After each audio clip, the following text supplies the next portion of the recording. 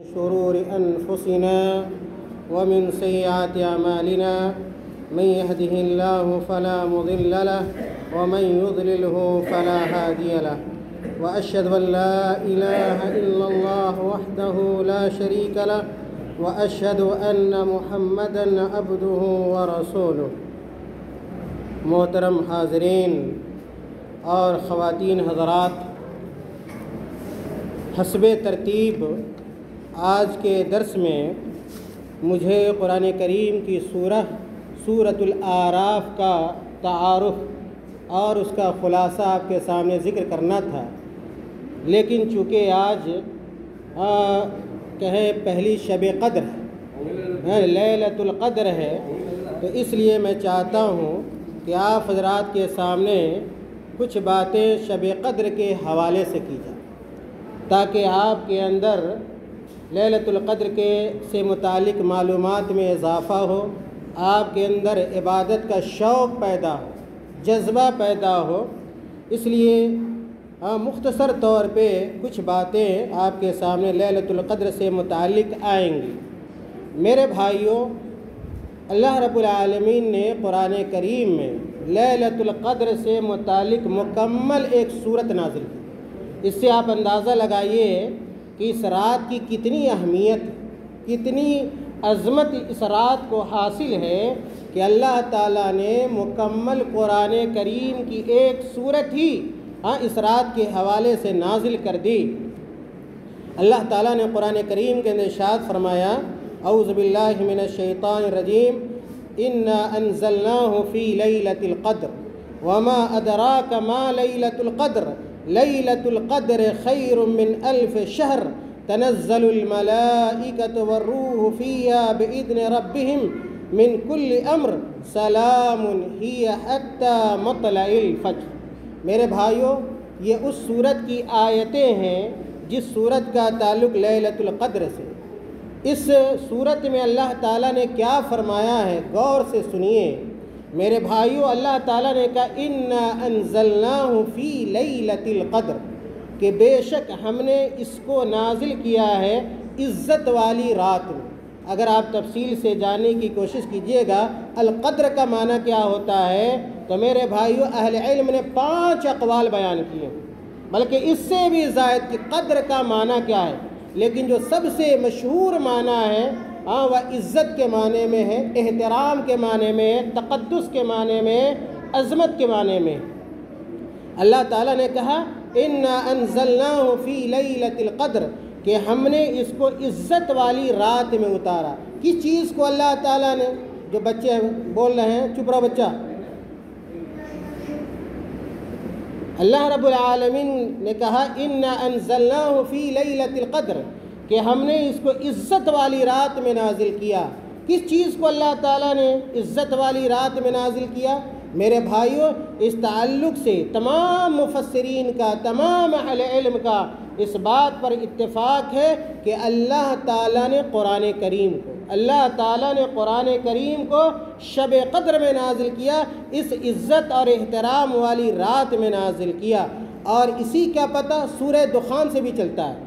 سورۃ الدخان جب آپ پڑھیے گا آیت نمبر 1 سے لے کر 6 تک، تو اللہ تعالیٰ نے اس سورت کے اندر یعنی سورۃ الدخان کے اندر بھی کہا ہے کہ میں نے اس کو مبارک رات میں نازل کیا ہے، یعنی بابرکت رات میں نازل کیا ہے، اور بابرکت رات سے مراد لیلۃ القدر ہے، شب قدر ہے۔ میرے بھائیوں، اللہ تعالیٰ نے آگے کہا انا انزلناہ فی لیلۃ القدر وما ادراک ما لیلۃ القدر، اور پھر اللہ تعالیٰ نے اللہ کے نبی صلی اللہ علیہ وسلم کو مخاطب کر کے کہا کہ آپ کو کیا پتہ ہے، آپ کو کیا معلوم ہے کہ یہ عزت والی رات کیا ہے، یہ قدر والی رات کیا ہے۔ اس انداز سے اہل علم کہتے ہیں کہ اس رات کی اہمیت کا اندازہ ہوتا ہے۔ آگے اللہ تعالیٰ نے کہا لیلۃ القدر خیر من الف شہر، لیلۃ القدر خیر من الف شہر، کہ جس کو یہ قدر والی رات مل گئی، یہ عزت والی رات مل گئی، یہ عظمت والی رات مل گئی، جس آدمی کو شب قدر نصیب ہو گئی، میرے بھائیوں اس کا فائدہ کیا ہے، بینیفٹ کیا ہے، اجر و ثواب کیا ہے؟ اللہ تعالیٰ نے اس آیت کریمہ کے اندر بیان کیا اور کہا لیلۃ القدر، کہ قدر والی رات خیر من الف شہر، 1000 مہینوں سے بہتر ہے، 1000 مہینوں سے بہتر ہے۔ اگر اس کو جوڑیے گا 1000 مہینے کتنے ہوتے ہیں؟ تقریباً 83 سال سے زائد ہوتے ہیں، 83 سال کچھ مہینے ہوتے ہیں۔ اگر یہ رات آپ کو مل گئی، آپ نے محنت کی، آپ نے مشقت برداشت کی، آپ رات میں جگے، رات میں آپ نے قیام اللیل کیا، آپ نے تراویح کی نماز پڑھی، آپ نے قرآن کی تلاوت کی، آپ نے ذکر و اذکار کیے، اللہ نے آپ کی دعاؤں کو قبول کر لیا، تو میرے بھائیوں 83 سال کے برابر آپ کو ایک رات میں اجر و ثواب مل جائے گا۔ کتنی بڑی بات ہے میرے بھائی۔ آگے اللہ تعالیٰ نے کہا تنزل الملائکہ، اس رات کے بارے میں کہا تنزل الملائکہ، یہ عام رات نہیں ہے، بڑی خاص رات ہے۔ تنزل الملائکہ، اللہ تعالیٰ نے کہا تنزل الملائکہ، فرشتے اس رات کو نزول فرماتے ہیں، فرشتے اس رات کو لیلۃ القدر میں فرشتے نازل ہوتے ہیں، اور یہ فرشتے حضرت جبریل علیہ السلام کے ساتھ ہوتے ہیں۔ جبریل علیہ السلام ان فرشتوں کی امامت کر رہے ہوتے ہیں، قیادت کر رہے ہوتے ہیں، اور فرشتوں کے جبریل علیہ السلام کی معیت میں بہت سارے فرشتے نازل ہوتے ہیں اس رات کو۔ کہا تنزل الملائکۃ والروح فیہا بإذن ربہم من کل امر، اپنے رب کی اجازت سے ہر حکم کو لے کر نازل ہوتے ہیں۔ اور اس آیت کی تفسیر سورۃ الدخان سے ہوتی ہے کہ پورے سال، جو بھی اس سال ہونے والا ہے، اگلے سال جو ہونے والا ہے، میرے بھائیوں ان چیزوں کے فیصلے کو اللہ رب العالمین اس رات میں کرتا ہے۔ فرشتوں کے حوالے وہ چیزیں ہوتی ہیں، لوح محفوظ سے وہ ان چیزوں کو اللہ تعالیٰ نازل فرما دیتا ہے، اور فرشتوں کو اس کے بارے میں باخبر کر دیتا ہے۔ یہاں تک کہ آتا ہے کہ لیلۃ القدر میں بہت سارے لوگ کی موت کے بارے میں فیصلہ ہوتا ہے، حیات کے بارے میں فیصلہ ہوتا ہے، روزی روٹی کے بارے میں فیصلہ ہوتا ہے، اس سال قحط سالی رہے گی، سکھاڑ ہوگا، کیا ہوگا، سب فیصلے ہوتے ہیں۔ یہاں تک کہ ایک آدمی بازار میں چل رہا ہوتا ہے، بازار میں ہنسی خوشی نظر آئے گا، لیکن اس کا فیصلہ کن لوگوں میں ہو جاتا ہے؟ مرنے والے، یعنی اس سال کیا ہے، مرنے والے لوگوں میں اس کا فیصلہ ہوتا ہے۔ تو پورے سال کے جو فیصلے ہوتے ہیں اللہ رب العالمین ایک سال کے اس لیلۃ القدر میں کرتا ہے۔ میرے بھائیو اللہ تعالیٰ نے کہا سلام ہی، یہ لیلۃ القدر اس کی صفت بیان کی گئی، یہ قدر والی رات ہوتی کیسی ہے، اس کی نشانیاں کیا ہے؟ اللہ تعالیٰ نے اس آیت میں ایک نشانی بیان کی، کہا سلام ہی، یہ جو رات ہوتی ہے مکمل طور پر پرسکون ہوتی ہے، اطمینان والی ہوتی ہے۔ حدیث میں آتا ہے کہ جو لیلۃ القدر ہے وہ رات کیا ہے، نہ بہت زیادہ ٹھنڈی ہوتی ہے اور نہ بہت زیادہ گرمی ہوتی ہے، اور جب سورج نکلتا ہے اس سورج کے اندر شعاع نہیں ہوتا میرے بھائیوں، اور جو لالی ہوتی ہے وہ بہت ہی کمزور ہوتی ہے، ضعیف ہوتی ہے، اس کے اندر تمازت نہیں ہوتی ہے، اس کے اندر گرمی نہیں ہوتی ہے۔ یہ اس رات میں ہوتی ہے جس رات میرے بھائیو لیلۃ القدر ہوتی ہے، شب قدر ہوتی ہے۔ اللہ تعالیٰ نے کہا سلام ہی، یہ رات سلامتی والی ہوتی ہے، حتی مطلع الفجر، اور اس کا یہ سکون اور اطمینان اور سلامتی باقی رہتی ہے یہاں تک کہ سورج طلوع ہو جاتا ہے۔ میرے بھائیو یہ سورۃ القدر ہے، جس میں لیلۃ القدر کو اللہ رب العالمین نے اس کی عظمت کو، اس کی حرمت کو بیان کیا ہے۔ میرے بھائیو حدیث میں آتا ہے کہ رمضان المبارک کا جب آخری عشرہ آتا تھا، آخری عشرہ شروع ہو چکا ہے، اور جب رمضان المبارک کا آخری عشرہ آتا، حضرت عائشہ رضی اللہ تعالیٰ عنہ بیان کرتی ہیں، صحیح مسلم کی روایت ہے، حضرت عائشہ رضی اللہ تعالیٰ عنہ کہتی ہیں کہ کان رسول اللہ صلی اللہ علیہ وسلم یجتہد فی العشر الاواخر ما لا یجتہد فی غیرہا۔ صحیح حدیث ہے، صحیح مسلم کی روایت کہ اللہ کے نبی حضرت عائشہ کہتی ہیں کان رسول اللہ صلی اللہ علیہ وسلم یجتہد فی العشر الاواخر، کہ رمضان کے آخری عشرے میں اللہ کے نبی صلی اللہ علیہ وسلم جتنی محنت سے عبادت کیا کرتے تھے یا عبادت میں جتنی محنت کیا کرتے تھے دوسرے عشرے میں اللہ کے نبی صلی اللہ علیہ وسلم اتنی محنت نہیں کیا کرتے تھے۔ اسی طرح ایک اور حدیث کے اندر آتا ہے کہ اللہ جب یہ آخری عشرہ آتا تو اللہ کے نبی صلی اللہ علیہ وسلم کا معمول کیا ہوتا تھا، آپ صلی اللہ علیہ وسلم کا طریقہ کار کیا ہوتا تھا، اللہ کے نبی صلی اللہ علیہ وسلم عبادت کیسے کیا کرتے تھے۔ حدیث کے اندر آتا ہے کہ اللہ کے رسول صلی اللہ علیہ وسلم احیا لیلہ، اللہ کے نبی صلی اللہ علیہ وسلم شب گزاری کرتے تھے، اللہ کے نبی صلی اللہ علیہ وسلم راتوں کو جگتے تھے۔ یہاں پر رک کر ایک بات بتلائی جائے آپ لوگوں کو کہ رات شب بیداری کرنے کا یہ مطلب نہیں ہے، رات گزارنے کا یہ مطلب نہیں ہے کہ آپ گھومتے پھرتے مٹر گشتی کرتے چوک چوراہے پہ بھٹکتے کسی کے سامان کو نقصان پہنچاتے گالی گلوج کرتے موبائل پر فلم دیکھتے ہوئے چیٹنگ کرتے ہوئے ہنستے ہوئے یوں ہی وقت کو ضائع کر دے یا رات گزار دے۔ میرے بھائیو یہ رات گزارنا نہیں، رات گزارنے کا مطلب یہ ہے کہ آپ کی رات اللہ کی عبادت میں گزرے، آپ کی رات قرآن کی تلاوت میں گزرے، آپ کی رات ذکر و اذکار میں گزرے۔ یہ نہیں کوئی کھانے پینے میں رات گزر جائے، جیسا کہ بہت سارے لوگ کیا ہے اتنا انتظام کرتے کہ رات بھر لگتا ہے کہ وہ عبادت کی رات نہیں ہے، وہ کھانے پینے والی رات ہو گئی ہے۔ میرے بھائی یہ طریقہ غلط ہے۔ تو اللہ کے نبی صلی اللہ علیہ وسلم کے حوالے سے آتا احیا لیلہ کہ اللہ کے نبی صلی اللہ علیہ وسلم شب بیداری کرتے تھے، راتوں کو جگتے تھے، تو آپ کو بھی جگنا چاہیے، اس رات سے فائدہ اٹھانا چاہیے۔ ہم سب گنہگار ہیں، پتہ نہیں کہ آئندہ شب قدر ہمیں ملے نہ ملے، آئندہ رمضان ملے نہ ملے۔ میرے بھائیو اگر غور کر لیا جائے تو صبح سے شام تک ہم لوگ گناہ کرتے ہیں، اور یہ بہترین موقع ہے کہ ہم اللہ تعالیٰ سے اپنے گناہوں کی معافی مانگ لیں، اپنی عاقبت کو بنانے کی ہم کوشش کریں۔ آگے اللہ کے نبی صلی اللہ علیہ وسلم کے تعلق سے آتا ہے وَأَيْقَدَ أَهْلَهُ کہ اللہ کے نبی صلی اللہ علیہ وسلم خود بھی جگتے تھے شب قدر میں، اور اپنے اہل و عیال کو، اپنے گھر کے لوگوں کو، اپنی بیوی کو، اپنے بچے کو، اپنے رشتہ داروں کو اللہ کے نبی صلی اللہ علیہ وسلم جگایا کرتے تھے۔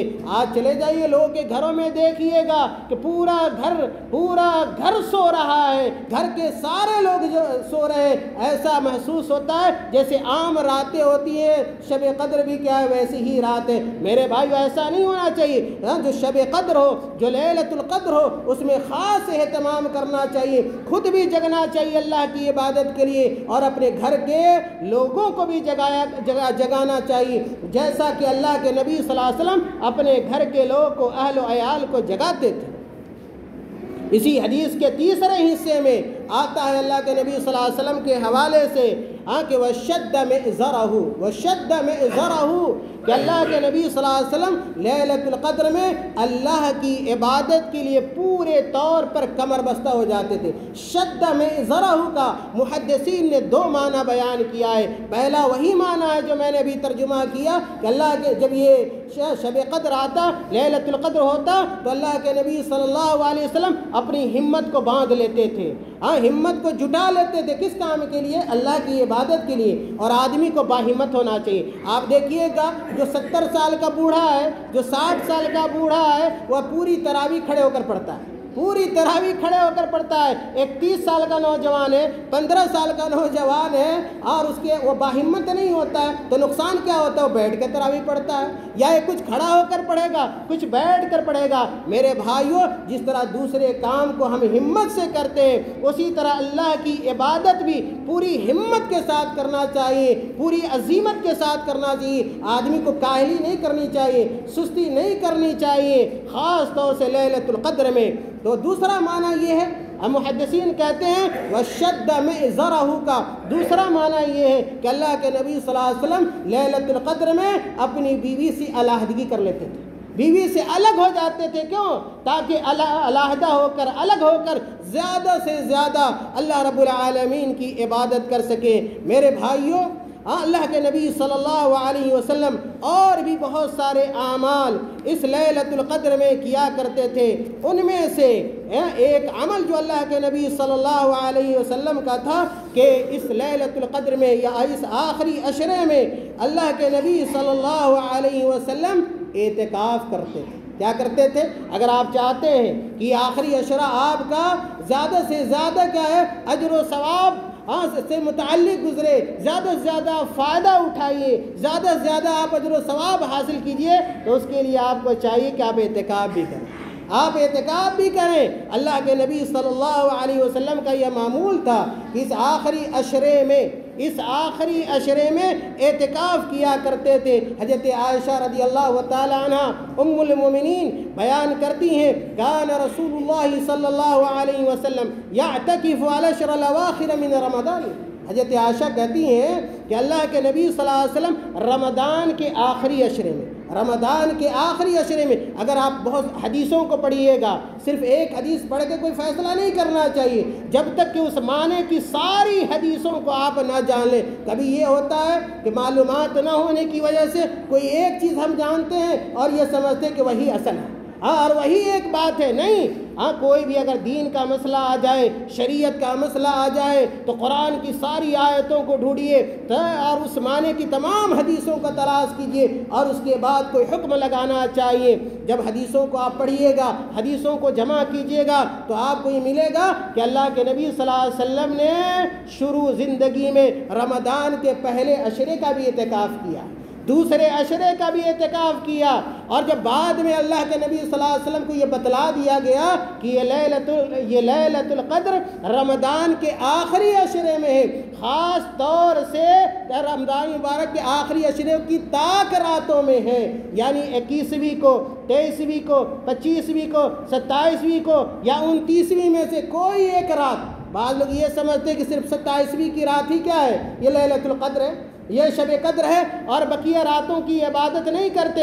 میرے بھائی یاد رکھ لیجئے کہ صحیح قول کے مطابق ویسے لیلۃ القدر کون سی رات ہوتی ہے، اس میں بڑا اختلاف ہے۔ یہاں تک ایک بہت بڑے اسکالر ہیں حافظ ابن حجر رحمۃ اللہ علیہ جنہوں نے صحیح بخاری کی سب سے مشہور شرح لکھی ہے فتح الباری، تقریباً 15 جلدوں میں یہ کتاب ہے۔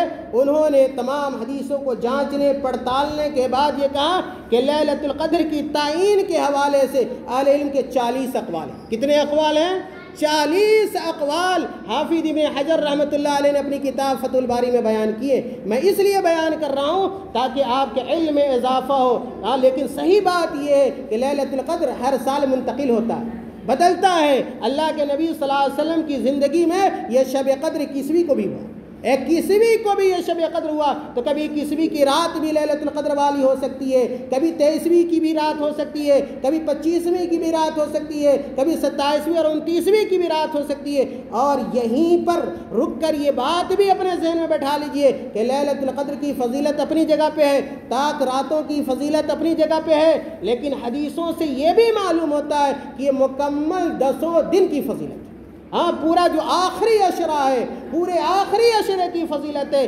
اس لیے آخری عشرے کا چاہے دن ہو یا ایک رات ہو، خاص طور سے لیلۃ القدر تاک راتوں کو ہمیں غنیمت سمجھنا چاہیے۔ اور میں نے کہا کہ آخری عشرے میں کیے جانے والے اعمال میں سے ایک اہم عمل میرے بھائی اللہ کے رسول صلی اللہ علیہ وسلم کا اعتکاف تھا، اس لیے ہمیں بھی اعتکاف کرنے کی کوشش کرنی چاہیے۔ اسی طرح میرے بھائیوں قیام اللیل جو تراویح ہے، رمضان میں اسی کو تراویح کہتے ہیں اور عام دنوں میں اس کو قیام اللیل کہتے ہیں یا تہجد کہتے ہیں، تو قیام اللیل کا بھی اہتمام کرنا چاہیے۔ ایک حدیث کے اندر اللہ کے نبی صلی اللہ علیہ وسلم نے کہا من قام لیلۃ